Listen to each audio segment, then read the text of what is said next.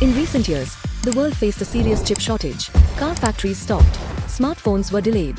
Even medical equipment production slowed down. This crisis showed one clear truth. The global chip supply chain is fragile. Europe depends heavily on chips made outside its borders, mainly in Asia. When disruptions happen, Europe pays the price. Semiconductors are no longer just technology products. They are now geopolitical weapons. China is investing heavily to control its own chip supply and reduce dependence on the West. Whoever controls chips controls future technologies like AI, defense, and supercomputing. For Europe, relying on external powers for such a critical resource is risky.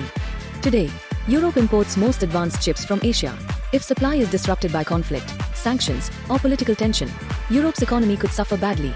This dependence affects industries, jobs, and national security. Chip independence is no longer a choice.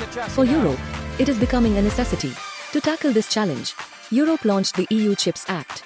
It plans to invest billions of euros into chip manufacturing and research. The goal is to double Europe's share of global chip production. This is Europe's biggest industrial technology push in decades. Countries like Germany are attracting major chip factories. Europe is also partnering with global leaders like Intel and TSMC. The idea is simple: combine global expertise with local manufacturing. Europe knows it cannot succeed alone, but it must control its future.